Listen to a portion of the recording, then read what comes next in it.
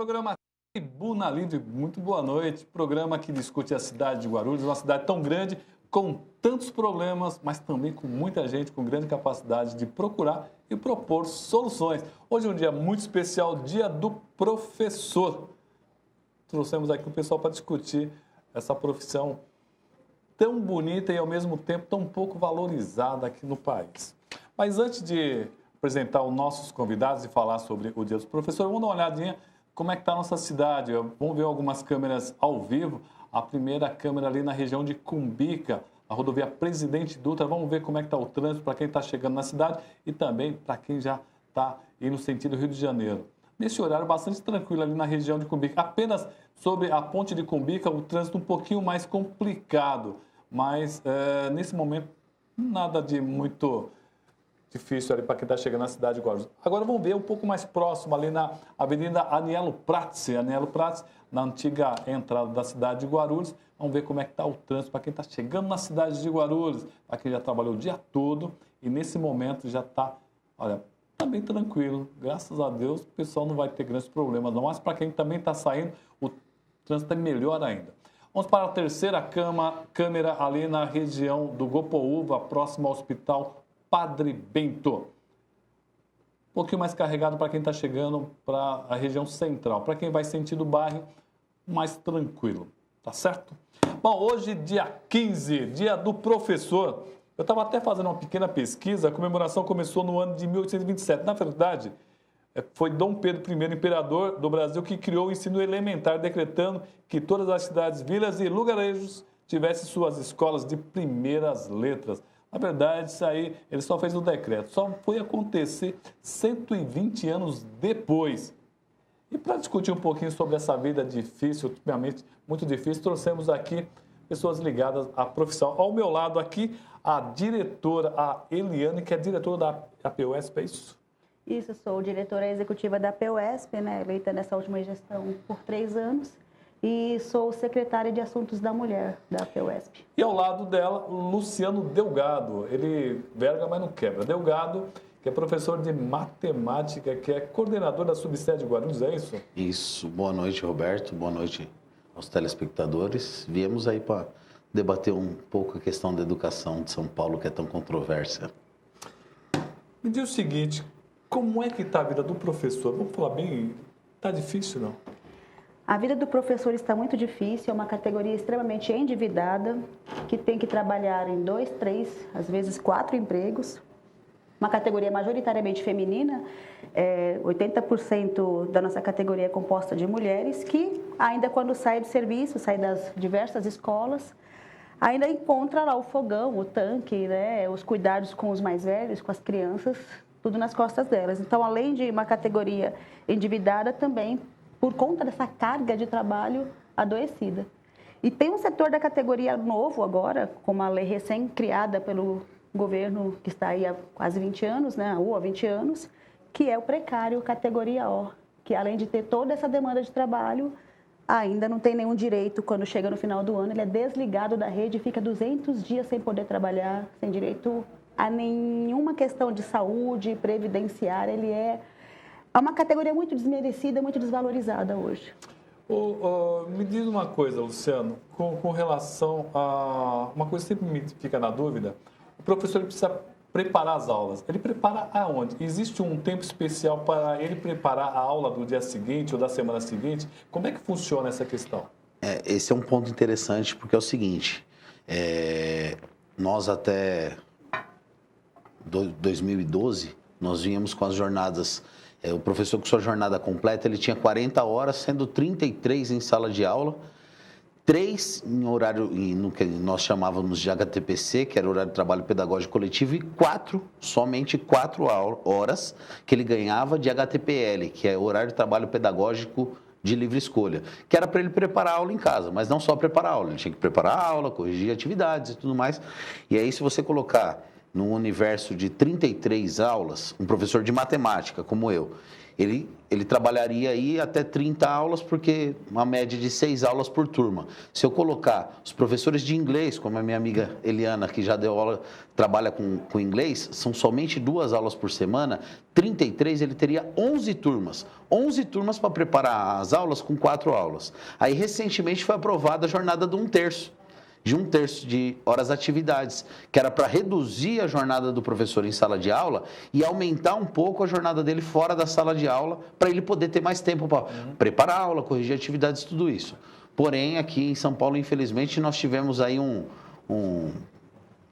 golpe do governo, que ele pegou 10 minutos de cada aula e os horários de intervalo e colocou como hora de livre escolha para o professor, que aí significa que nesses 10 minutos entre as aulas, o professor, teoricamente, é o tempo que ele tem para preparar a sua aula, para corrigir as atividades que ele passa. Então, é assim, realmente, o professor, quando ele vai trabalhar, pressupõe-se que ele vai preparar a sua aula. Então, ele tem que ganhar por essa aula. Porém, o que é pago para o professor, o tempo que lhe é dado para fazer esse tipo de atividade, hoje não representa aquilo que ele precisaria, que ele necessita para estar preparando.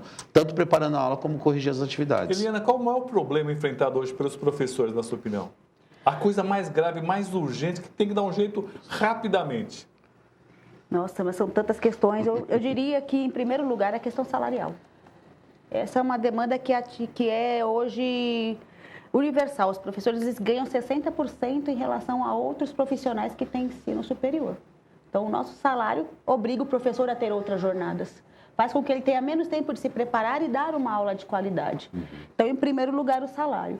E daí decorre outras questões, né? Como, por exemplo, uma formação para que esse professor, né, se sinta, inclusive, mais tranquilo para dar uma educação de melhor qualidade. Para isso, ele teria que ser, na verdade, ter um tempo para isso, e o governo não dá. Pelo contrário, agora ele apresenta o governo do Estado de São Paulo está apresentando uma ideia de fazer um projeto de lei que aumenta ainda mais a permanência desse docente na escola.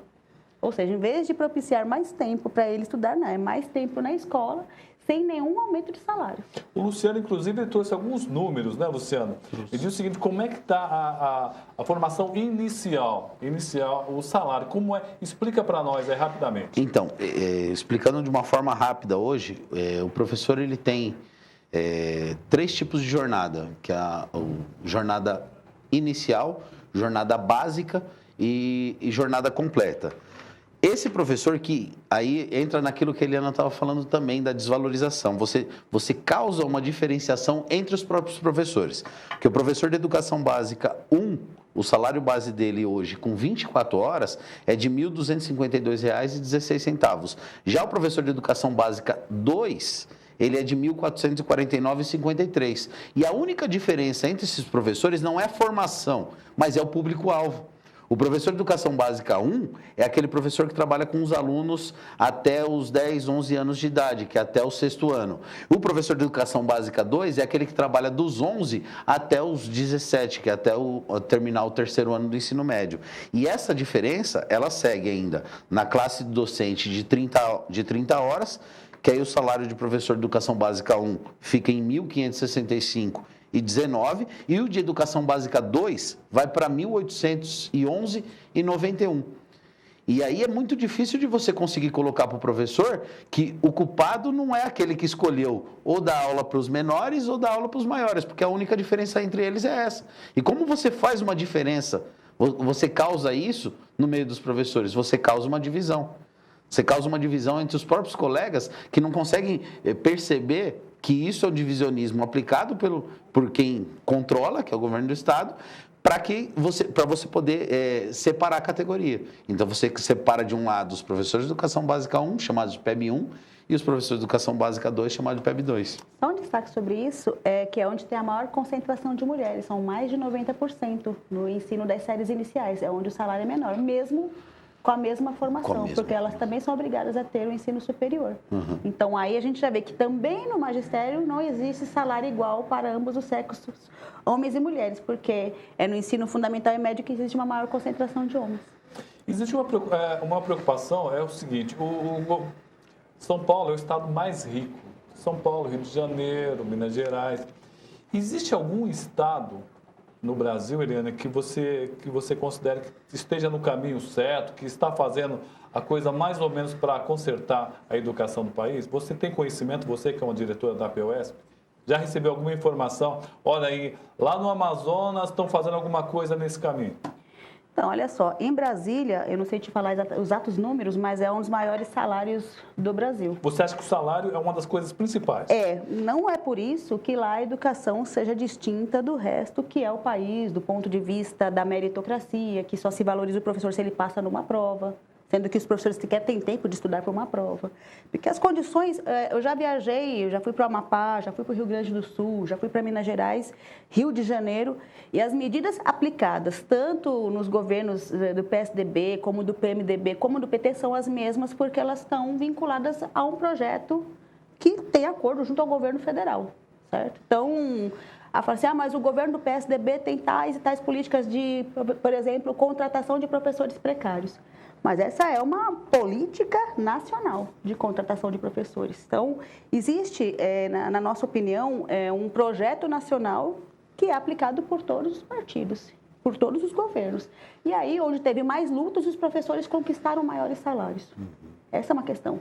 Não é porque os governos são melhores naquele estado, não. Foi luta dos professores que reivindicou um salário melhor e teve um momento em que ela, na correlação de forças, conseguiu conquistar. Em outros, não.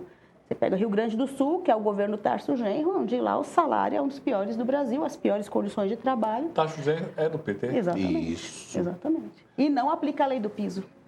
Aprovada pelo PT. Gostei dela, hein? Ela não poupou, não, é verdade. Não dá adianta você pegar um segmento e falar assim, é por causa disso, por causa da... Não, a coisa está ruim do Iapoca Chuí.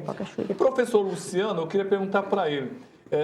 Luciano, o senhor que é professor de matemática, existe solução, pelo menos financeira? Você acredita que os estados têm dinheiro suficiente para melhorar a educação?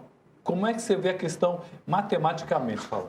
Matematicamente falando e com toda a certeza do mundo, dinheiro tem.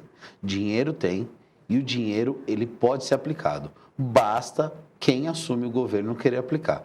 A aplicação, hoje a aplicação de verba no Brasil, ela segue o contrário, a via contrária. Dá-se mais valor para a educação infantil, do que para as universidades, para a formação do professor ou de qualquer outro profissional. Tanto é que, assim, aqui antes do programa nós estávamos num debate interessante sobre educação, em que era colocado o aluno da escola pública, ele não vai para a universidade pública, ele vai para a universidade particular. Por quê? Pergunta é a seguinte. Porque o aluno da escola privada vai para a universidade pública, onde tem um ensino melhor. Então, são os retrocessos da educação pública no nosso país. Agora, acho que em relação um pouco ao que vocês estavam conversando antes, que eu queria fazer uma parte, a questão do salário do professor, para a gente é tão importante falar sobre isso, porque vai de encontro com aquela sua pergunta anterior sobre a hora de preparar a aula. A partir do momento que às vezes, você não precisa pagar para o professor preparar a aula. Se você tem um salário decente, ele não vai precisar ter 2 ou 3 empregos para complementar a renda. Ele pode ter um único emprego que ele ganha o suficiente, assim lhe sobra tempo para acompanhar a educação do seu filho, para preparar uma boa aula na rede que ele está trabalhando e para fazer todas as suas tarefas. Se ele tem um único emprego com um salário decente, ele consegue ter tudo isso. A partir do momento que ele não tem, aí ele procura outras formas. Eu, particularmente, tenho um cargo. Hoje, eu sou um professor que eu tenho um cargo no Estado e um cargo na Prefeitura de São Paulo. Então, tenho 2 cargos para ter uma complementação de jornada. Aí você vai me falar, Luciano, mas a sua aula, ela é uma boa aula? Olha, eu juro para você que eu tento e que meus alunos ainda gostam. Mas eu confesso para você que fica cada vez mais difícil e cansativo. E isso me consome qual tempo? O tempo que eu poderia estar justamente com a minha filha, com a minha família, num momento de descanso, eu abdico desse momento para estar preparando uma aula, para estar corrigindo uma atividade. Por quê? Porque eu tenho 2 redes, eu sei do meu dever nas 2 redes. Mas é muito complicado. Então, se você tem uma rede única com um salário decente, você acaba com toda essa problemática. Então, essa questão do salário para a gente é importante justamente por tempo também de preparar. Em relação ao investimento na educação, nós temos a proposta no sindicato de aumentar o investimento da educação para 10% do PIB. E existe essa possibilidade. Existe essa possibilidade. Só que os governos, aí vem aquela falácia, aquela conversa de que esbarra na lei de responsabilidade fiscal. Eliana? Vamos fazer o seguinte, nós temos que ir para o intervalo, né? Afinal de contas, nós temos que pagar o programa. Vamos para um rápido intervalo e, na sequência, vamos dar a fala para a Eliane e vamos perguntar para ela se ela tem sonho de que a gente tenha uma educação de qualidade, pelo menos a médio prazo. Vamos para um rápido intervalo e seguimos aqui conversando com os professores. É rapidinho.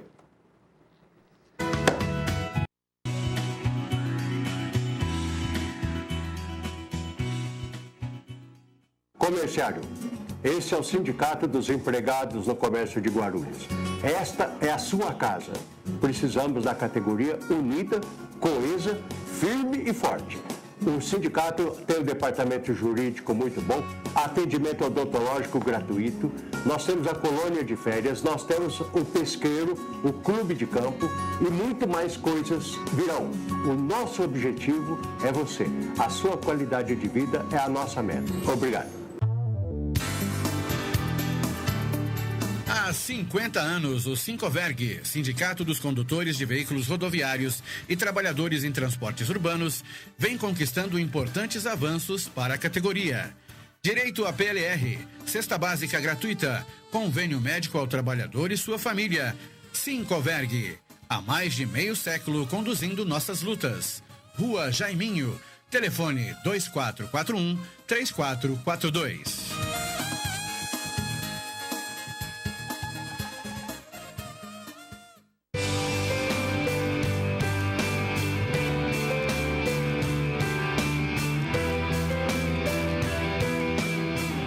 Sindicato dos Trabalhadores nas Indústrias da Construção e do Mobiliário de Guarulhos e Arujá.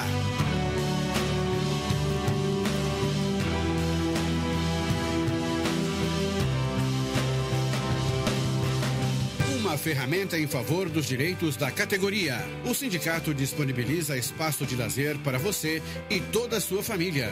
Quadra de futebol, clube e colônia de férias. Rua Santo Antônio, número 17. Telefone 2409-5854.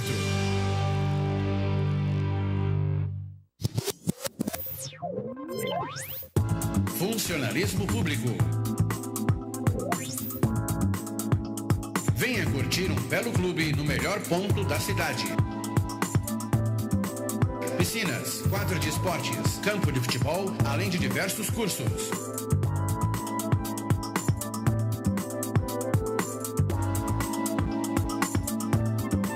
Telefone 2468-2277. 2468-2277. Administração Vicente Antônio de Souza. Respeito e amizade.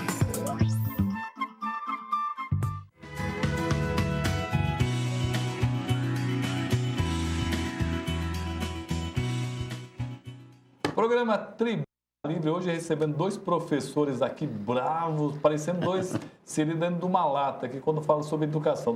O Luciano Delgado e a Eliane, que é a presidente da APUESP. Nós estamos falando sobre qualidade de ensino no Brasil. E ela queria fazer primeiro um adendo, mas depois eu queria que ela complementasse na seguinte questão. Ela vê solução, ela sonha com que é possível ter uma educação, pelo menos a longo prazo ou a médio prazo, de qualidade no Brasil? Bom, primeiro o adendo com relação, que o Luciano certamente falou da nossa reivindicação, que é de 10% do PIB para a educação pública já. Pública, ela disse. Pública e já. Foi aprovado o último PNE com as metas, com as 20 metas, e numa delas está previsto os 10%. PNE, Plano Nacional de Educação. Exatamente. Só que, qual que é o porém? Até 2023, ou seja, não é nem para essa gestão agora que assume, ou seja, deixe para próximos governos o fazerem, e o dinheiro pode ser dividido aí com a iniciativa privada, como já tem sido feito. Ou seja, não vai salvar nunca essa educação que está degradada, falida, onde os alunos saem do terceiro ano do ensino médio sem saber ler e escrever, sem saber as 4 operações, se não tiver investimento. Então, o governo investe só na educação pública 10% do PIB já, e é possível. porque hoje por hoje 40% do orçamento é destinado para pagar juros da dívida pública, vai para os banqueiros, ou a gente não é sério. Estão fazendo várias promessas aí de escola de tempo integral, estão fazendo promessas aí de mudança de currículo, só que não existe a possibilidade de ter educação nesse país se não houver investimento e agora. Não dá para esperar amanhã. Essa juventude de agora não pode ser jogada no lixo e deixar que as próximas gerações venham a dividir a riqueza do país. E não dá para esperar 2023, né? É muito tempo. Sobre o que é preciso para fazer a educação sair desse marasmo, eu volto a insistir. Não, sem dinheiro, não sairá. E segundo o Luciano, tem dinheiro. Tem dinheiro. Professora, me diz o seguinte, por que, nós sabemos a resposta, mas eu quero cutucar. Porque o mesmo professor que dá a aula no Mater Amabilis, com qualidade, não consegue dar a mesma aula de qualidade na rede pública. São várias questões. Primeiro, precisa saber a forma que esse professor ele é contratado no Estado. Os professores hoje que não... Porque parece que o salário não é muito diferente, não. Eu não sei o salário do Mater Amabilis, desconheço o salário, mas de longe o salário dos professores da rede estadual está muito ruim. E hoje existe uma forma de contratação na rede estadual de ensino que é, no mínimo, aviltante, porque são os professores categoria O, que são contratados no primeiro dia do ano letivo, a qualquer momento podem ser dispensados sem nenhum direito. E quando o seu contrato é encerrado, ele é proibido de trabalhar na rede estadual por 200 dias, é a Lei 10.93 de 2007. Isso a gente via na construção civil, né, que são as contratações precárias que a gente sempre denunciou, o movimento social sempre denunciou, e nós estamos vendo isso no magistério, na educação. E também estamos vendo na saúde. Existe essa forma de contratação também da saúde. Essa é a forma como o governo nos vê, como trabalhadores de quinta categoria.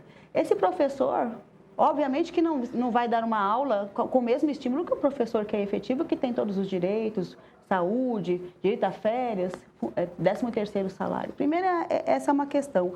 A segunda são as condições que são ali encontradas. O professor dá aula como se estivesse na idade da pedra. Só falta a gente pegar um carvão para escrever na pedra, porque a mesma lousa verde que nós estudamos lá na década de 70 e 80, né, nós que somos daquela geração, né, enquanto os alunos estão com tablets, celulares de última geração. Ou seja, não existe a menor forma de você chamar a atenção numa sala superlotada. O aluno não consegue olhar para aquela tela porque ele olha para um quadro negro e fala assim, meu, está desligado. Dá a impressão que está desligado. É verdade. Então, as salas estão superlotadas e numa educação que, como eu disse anteriormente, está falida, você tem que ter no máximo 10, 15 alunos por sala para que, de fato, você possa se dedicar a ele. Nisso que o Luciano falou. Se você tem 2 aulas por semana, com 40 alunos numa sala, sabendo que ele vai ser aprovado, porque o sistema obriga a passar ali no final de ano, que estímulo você tem dentro dessa escola? Precária, destruída, muitas escolas delatas na cidade de Guarulhos. Essa é a nossa situação. Eu vou até pedir desculpa para eles, mas é o seguinte, olha, enquanto nós tivermos governos que desviam dinheiro, seja em cueca, em avião, em tudo, e não investem na educação, nós tivemos governos que não conseguem enxergar Japão, os tigres asiáticos que investiram maciçamente lá nos anos 60, muito na educação, e hoje a maior riqueza deles não é petróleo, não é, como o Brasil fala, matas, água, não é isso não. A maior riqueza dele é o próprio povo, que é extremamente inteligente, porque estudou, porque tivemos bons professores, e dar bom salário para o professor não é favor nenhum não, porque quando você vai no médico, você tem que lembrar que o médico estudou com a professora lá atrás, sabe? Então, nós temos realmente que repensar isso. O nosso programa já está terminando, já, 7h25, e a gente quase não discutiu, mas vamos chamar outras vezes o professor Luciano Delgado, a professora Eliana, para discutir mais essa questão, porque nós temos que cutucar e não podemos mais ter medo de falar o seguinte, tem muito político incompetente aí, tem muito candidato a presidente aí que está enganando o povo com um monte de mentiras e, às vezes, o nosso povo não consegue enxergar. Por quê, professora? Porque não teve uma educação de comparar sabe, de comparar, como nós estávamos falando aqui, ó, sabe aquela pessoa que fala assim, olha, eu fiz uma peça de teatro e tinha 20 milhões de pessoas. E se a pessoa não tiver um mínimo de educação matemática, né, professor? De falar que 20 milhões é muita coisa, fica difícil. Professora, eu vou deixar alguns minutos finais para a senhora fazer suas considerações. Nesse dia do professor, dar parabéns para a senhora, para toda a categoria, que batalha muito e que sofre demais. Todo mundo reconhece isso. A nossa profissão é uma profissão que exige de nós muito amor e nós somos insistentes e teimosos, por isso que nós estamos na educação, porque se fosse pelas condições que nos dão, nós já teríamos saído correndo faz tempo. Então, essa homenagem que vocês fazem, trazer o debate da educação no dia 15 de outubro, para nós também é muito importante, e quero homenagear os professores e as professoras que estão assistindo a este programa, né? E mais, queria aqui deixar um recado aqui para o nosso governante, né, que hoje está fazendo uma licitação para contratar 14 blindados que soltarão jatos d'água dos manifestantes, águas que nós nem temos. Com esse dinheiro era possível construir muitas escolas, senhor governador. Em vez de contratar, de comprar isso e reprimir os movimentos daqueles que lutam por educação pública, por favor, dê salário para os professores, diminua o número de salas, acabe com a contratação em categoria O. Nós não queremos mais isso, não. Nós queremos ser valorizados. Essa é a melhor homenagem que pode ser feita para a nossa categoria. Valorizar, acabar com a contratação precária, aumentar o nosso salário. Então, essa que é a nossa reivindicação para que tenhamos, nos próximos anos, dias felizes para os professores. Hoje, infelizmente, temos pouco a comemorar. E o motorista desse carro blindado que vai jogar água, ele é um capitão do mato que jamais vai entrar na Casa Grande, porque ele faz parte da senzala e ele não combina com o pessoal da Casa Grande. Professor, obrigado pela sua visita, e nós nem falamos sobre a violência que muitas vezes os professores da rede acabam sofrendo na periferia. E vou te falar um negócio, às vezes quem bate também é tão vítima quanto quem apanha, porque embora ele esteja sendo violento naquele momento, ele não sabe que ele também é uma vítima, né, professor? Olha, Roberto, eu agradeço, né, o convite e o espaço para debater a questão da educação, que é tão importante e que faz falta esse espaço, né? E realmente, eu acho que a gente precisava de, no mínimo, mais uns 2 programas para discutir a questão da violência, porque hoje a violência na escola, ela é o que você falou. Quem bate e quem apanha são as vítimas dessa gestão nefasta sobre a educação de São Paulo, porque ela vem sofrendo essa degradação, não é de hoje.